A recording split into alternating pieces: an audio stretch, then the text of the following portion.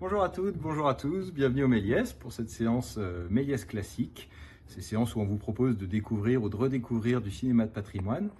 Aujourd'hui, je vais vous dire un petit mot sur le programme que vous allez voir et je vais essayer de le faire systématiquement ou en tout cas aussi souvent que possible sur nos séances Méliès classiques. Ah, pour une surprise, c'est une surprise. Donc là, pendant 15 jours, on vous propose un petit cycle de 4 films de Jacques Rosier, un cinéaste français qui nous a quittés l'année dernière en 2023. 4 films qui démarrent avec Adieu Philippines de 1962, Du côté d'Orway 1973, Les naufragés de l'île de la Tortue 1974 et Maine Océan 1986. Une rétrospective donc de 4 films dont Le Monde a dit d'emblée que c'était ce que le cinéma français avait produit de plus fou, de plus drôle et de plus poétique depuis Jacques Tati. Envoyez! Envoyez!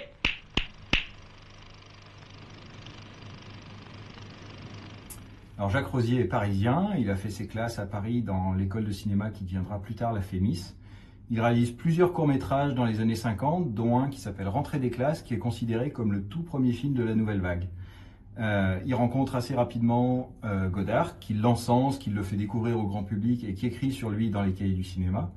Et d'ailleurs, Godard, Truffaut et d'autres critiques des cahiers du cinéma vont graviter autour de Jacques Rosier, l'encenser et admirer être assez admiratif de son travail. Mais Rosier est trop atypique, trop autonome, il refuse d'appartenir à un groupe ou d'être catalogué, avec ce mouvement de la Nouvelle Vague, avec lequel pourtant il partage notamment un goût et un sens du montage un petit peu chaotique, des ellipses narratives que vous verrez dans les films, et des personnages principaux qui sont des espèces d'anti-héros un petit peu oisifs. Tu prends un verre? Malheureusement, ces films sont peu distribués au moment de leur sortie en salle, ils sont peu vus dans peu de salles justement. Il va un peu galérer à trouver des financements pour les faire. Par exemple, Du côté d'Orway, à la base, ça sera d'ailleurs un film télé qui va mettre 4 ans à sortir en salle. Vous avez Les naufragés de l'île de la Tortue, qui là va être autoproduit par Jacques Rosier. Il va mettre 2 ans à le monter et au bout d'un moment, le film va être interdit de diffusion en salle du fait de la mise en faillite de la société de production de Jacques Rosier.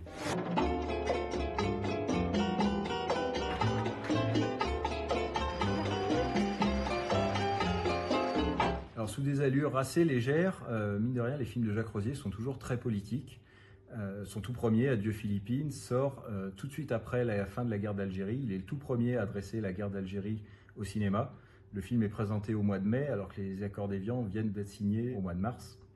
Et également, contrairement aux films de la Nouvelle Vague, qui sont souvent assez bourgeois et parisiens, lui préfère les classes populaires et la province. Donc les personnages que vous allez découvrir dans ces films sont contrôleurs de billets de train, opérateurs électriciens, employés de bureau. Et c'est aussi un cinéaste de la digression, du chaos, de l'accident, de l'improvisation. Par exemple, une scène Du côté d'Orway où les 3 personnages principaux sont pour une sortie en bateau. La mer est agitée et on voit clairement dans la scène les comédiennes qui sont brinque-ballées dans tous les sens, la caméra bouge, on se prend de l'écume en plein visage. C'est un petit peu le chaos, au point de se demander si Jacques Rosier n'a pas cherché exprès à passer vraiment très près du naufrage. Non, enfin, il sait bien qu'une aventure, ça se prépare, bon sang! Au final, Jacques Rosier, c'est seulement 6 longs métrages, mais c'est aussi une trentaine d'œuvres ciné, télé, de différents formats, différentes longueurs, qui ont donné lieu à une première rétrospective intégrale en 2001 et qui aurait dû donner lieu à une deuxième rétrospective plus récente en 2021 qui malheureusement n'a pas abouti. Jacques Rosier avait d'énormes problèmes financiers, il a été expulsé de son appartement parisien, le pauvre, à l'âge de 94 ans. Et après une petite hospitalisation dans le sud de la France, il nous a quittés l'année dernière, à l'âge de 96 ans. Une fin un petit peu triste du coup pour ce réalisateur, dont on est très heureux de pouvoir vous présenter au moins 4 films, et j'espère que vous prendrez autant de plaisir que nous à les voir. Très bonne séance!